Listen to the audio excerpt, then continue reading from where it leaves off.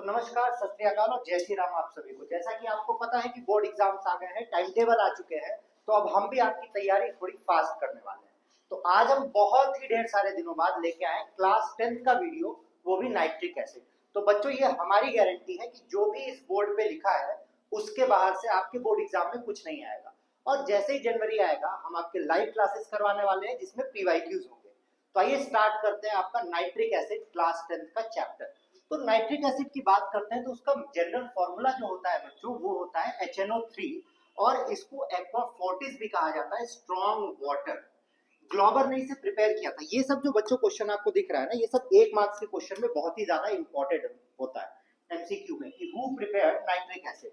तो ग्लोबर ने प्रिपेयर किया और केवेंडिश ने इसकी कंपोजिशन कैलकुलेट की। कंपोजिशन मतलब कि अगर नाइट्रिक एसिड है तो उसमें हाइड्रोजन कितना होगा, नाइट्रोजन कितना होगा और ऑक्सीजन कितना होगा।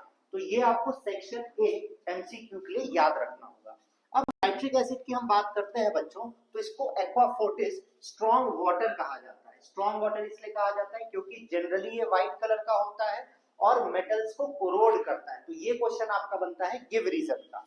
तो यहाँ पे हम लिख देते हैं give reason and nitric acid corrodes metal, इसीलिए इसको स्ट्रॉन्ग वाटर कहा जाता है। अब हम अगर अकरेंस की बात करें तो ये कंबाइंड स्टेट और फ्री स्टेट दोनों में पाया जाता है। कंबाइंड स्टेट में ये अपने मिनरल या फिर ओर में पाया जाता है। जो 2 मिनरल इसके इंपॉर्टेंट है वो है सोडियम नाइट्राइड जिसको चाइल्ड सॉल्टपीटर कहते हैं और KNO3 जिसे नाइटर कहते हैं। ये सारे क्वेश्चन अभी सेक्शन ए के बन रहे हैं बच्चों, सेक्शन बी में अभी हम नहीं घुसे हैं।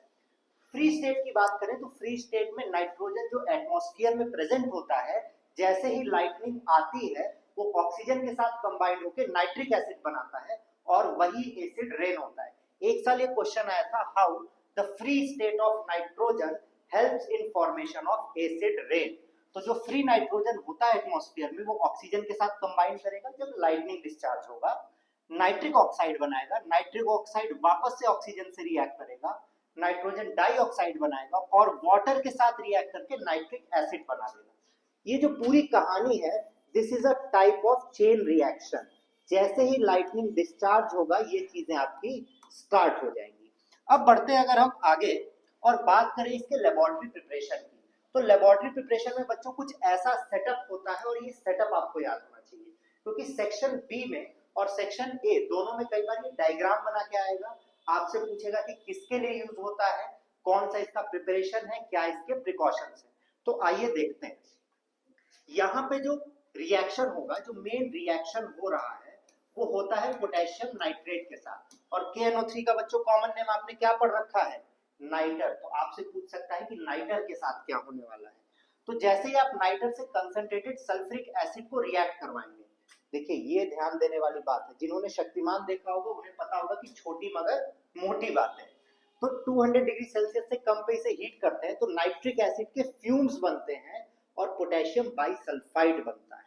अब जो इसके प्रिकॉशंस है बच्चों उसको ध्यान देना बहुत ही ज्यादा जरूरी है क्योंकि जो क्वेश्चंस आपके बनेंगे ना वो सारे प्रिकॉशन से बनते हैं, उसके बाहर से ज्यादा क्वेश्चन बनते नहीं है। तो पहला प्रिकॉशन ये है कि टेम्परेचर को 200 डिग्री सेल्सियस के ऊपर नहीं रखा जाता है। अब ये वापस से आपका गिव रीजन का क्वेश्चन बनता है कि क्यों टेम्परेचर 200 डिग्री सेल्सियस के ऊपर नहीं रखा जाएगा। सबसे सिंपल सी बात है कि ग्लास ब्रेक हो जाएगा। ये सारा जो अपैरेटस आपको दिख रहा है ये ग्लास से बना हुआ है और अगर हम 200 डिग्री सेल्सियस के ऊपर टेम्परेचर कर देते हैं तो ग्लास क्या होगा, ब्रेक कर जाएगा और वो हम नहीं चाहते हैं। दूसरी बात क्या होगी, HNO3 जो बच्चों बनेगा यहाँ पे ये डिकम्पोज कर जाएगा। देखिए रिएक्शन हमने यहाँ लिख रखा है कि अगर टेम्परेचर ज्यादा होता है तो नाइट्रिक एसिड डिकम्पोज करता है, ब्रेक करता है। ब्रेक करेगा तो कंसंट्रेशन कम हो जाएगा जो कि हमें नहीं चाहिए होगा। तीसरी बात जो होती है कि K2SO4 फॉर्म हो जाएगा। अगर हम टेम्परेचर ज्यादा रखेंगे तो इस KHSO3 की जगह बन जाएगा K2SO4। अब क्वेश्चन आता है कि क्यों ना बने भाई, क्यों ना बने, क्योंकि ये K2SO4 का जो फ्यूम होता है वो इसके किनारे किनारे चिपक जाएगा और जब किनारे किनारे चिपकने लगेगा तो रिएक्शन को स्लो कर देगा या तो खत्म ही कर सकता है। तो ये होता है इस पूरे का प्रिकॉशन। अब क्वेश्चन कहां से आएंगे, और सेक्शन बी के क्वेश्चन पूछेगा why the nitric acid form is yellow in colour, या नाइट्रिक एसिड में इंप्योरिटी क्या होती है। तो पहले तो नाइट्रिक एसिड अगर हीटेड टेम्परेचर पे रहेगा, जो कि यहाँ आप देख रहे हैं इसको कूल किया जा रहा है बच्चों। कूल क्यों किया जा रहा है? क्योंकि यहाँ से फ्यूम्स निकल रहे हैं जो गर्म है और फिर यही नाइट्रिक एसिड में जाएंगे। अगर इसे हम ठंडा नहीं करेंगे तो लिक्विड फॉर्म में नहीं आएगा, और लिक्विड फॉर्म में नहीं आएगा तो प्योर नहीं होगा। ठीक है, तो नाइट्रिक एसिड ब्रेक करेगा नाइट्रोजन डाइऑक्साइड, वाटर और ऑक्सीजन में, और इसी के कारण जो नाइट्रिक एसिड हम ऑब्टेन करते हैं लेबोरेटरी में वो जनरली प्योर नहीं, सॉरी व्हाइट कलर का नहीं होता है। अब दूसरा क्वेश्चन बनता है, क्वेश्चन नंबर 2, कि अगर उसको बहुत देर तक रख दिया जाए, नाइट्रिक एसिड अगर आप देखे होंगे अपने लैब में, बहुत देर तक अगर उसे रख दिया जाता है तो येलो कलर का होता है। अब वो येलो कलर का क्यों होता है? इसी नाइट्रोजन डाइऑक्साइड गैस के कारण। और इसे हटाएंगे कैसे? How it can be remove, ये क्वेश्चन बनता है। इसको हम यहाँ पे लिख देते हैं, how the impurity can be remove. How जनता जवाब चाहती है, तो या तो आप उसे डाइल्यूट कर लीजिए वाटर से, या तो CO2 को बबल कर दीजिए तो नाइट्रोजन डाइऑक्साइड गैस को बाहर निकालता है। तो ये है आपका लेबोरेटरी प्रिपरेशन नाइट्रिक एसिड का। अब हम पढ़ेंगे सबसे इंपॉर्टेंट प्रोसेस, ओस्टोल प्रोसेस, जो 90% चांस है आपके बोर्ड्स में आने का, 90%। एक ये ओस्वाल्ड प्रोसेस, और एक जब हम अमोनिया पढ़ेंगे तो वहां हम हैबर्स प्रोसेस पढ़ने वाले हैं। इन दोनों का बहुत ढेर सारा चांस होता है एग्जाम में आने का, ऑलमोस्ट हर साल आता है। तो जो ओस्वाल्ड प्रोसेस होता है वो नाइट्रिक एसिड के लिए यूज होता है, जनरली लेबोरेटरी प्रिपरेशन है। इसको 3 पार्ट में बच्चों डिवाइड किया जाता है। 3 टावर हैं इसके। सबसे पहला जो टावर इसका होता है, कोई सुंदर सा कलर चूज किया जाए, चलिए ब्लैक यूज कर लेते हैं। सबसे पहला इसका जो टावर होता है वो कैटालिटिक टावर होता है, कैटालिटिक चैम्बर होता है। उसमें क्या रिएक्शन होता है कि अमोनिया और oxygen in the ratio, sorry यहाँ तो दिखेगा ही नहीं आपको, इन द रेशियो 1:10, ये हमेशा याद रखिएगा। अगर 1 लीटर अमोनिया होगा तो 10 लीटर ऑक्सीजन होगा। और कौन क्या क्या होगा, कैटलिस्ट बहुत बार पूछा जाता है। प्लैटिनम एज अ कैटलिस्ट होगा, टेम्परेचर 600 डिग्री सेल्सियस से 900 डिग्री सेल्सियस होगा।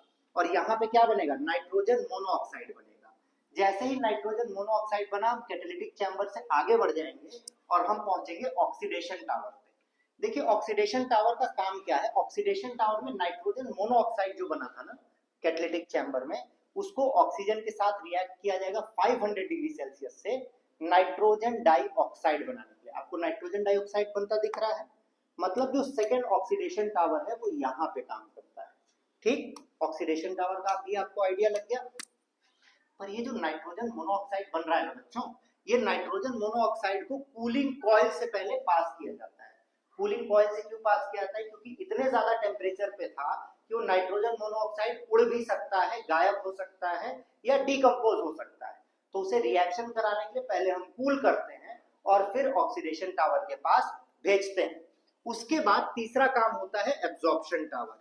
ये जो नाइट्रोजन डाइऑक्साइड बना है इसको एब्जॉर्प्शन टावर के पास भेजेंगे, और एब्जॉर्प्शन टावर में वाटर और ऑक्सीजन के साथ रिएक्ट करके बना देगा आपका नाइट्रिक एसिड। ठीक है, नाइट्रिक एसिड बन गया ओस्वाल्ड प्रोसेस से।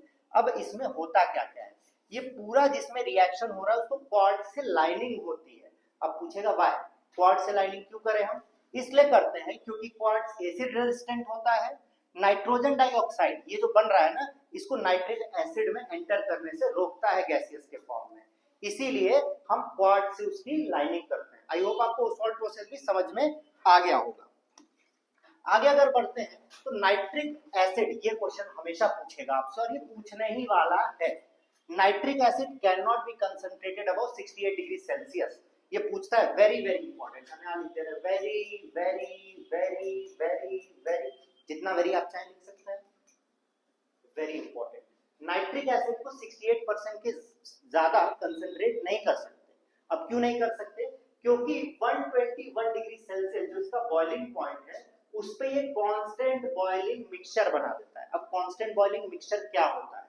जैसे ही नाइट्रिक एसिड 121 डिग्री सेल्सियस पहुंचेगा, 68% के बाद क्या होगा, जितना नाइट्रिक एसिड कन्वर्ट होगा गैस में उतना ही वाटर कन्वर्ट होगा, तो दोनों साइड से बराबर जाता रहेगा, तो कंसंट्रेशन मेंटेन रहेगा। मान लेते हैं 68% पे 10 मॉलिक्यूल नाइट्रिक एसिड है और 5 मॉलिक्यूल वाटर है। अगर 121 डिग्री सेल्सियस पे जब वो 68% पहुंच चुका है, अगर एक मॉलिक्यूल यहां से माइनस होगा तो एक मॉलिक्यूल यहां से भी माइनस हो जाएगा और इस तरीके से 68% के बाद ही कंसंट्रेट नहीं हो पाएगा। आगे बात करते हैं तो केमिकल प्रॉपर्टीज आती है नाइट्रिक एसिड की। नाइट्रिक एसिड जैसा कि आपको बताया गया है is a very good oxidising agent. उसका रीजन क्या है कि ये डिकम्पोज जब करता है तो ये नेसेंट ऑक्सीजन बनाता है। नेसेंट का मतलब बच्चों होता है नवजात, और नवजात चीजें बहुत एक्टिव होती हैं।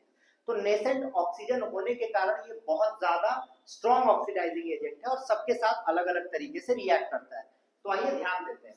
अगर नॉन मेटल्स की बात करें तो नॉन मेटल्स के साथ ही नाइट्रोजन डाइऑक्साइड देगा जो कि रेडिश ब्राउन कलर का है। देखिए कार्बन के साथ nitric acid nitrogen dioxide, sulphur के साथ नाइट्रिक एसिड नाइट्रोजन डाइऑक्साइड। तो नॉन मेटल्स के साथ अगर नाइट्रिक एसिड रिएक्ट करता है तो क्या देता है, नाइट्रोजन डाइऑक्साइड गैस। यही इसका कैरेक्टरिस्टिक है।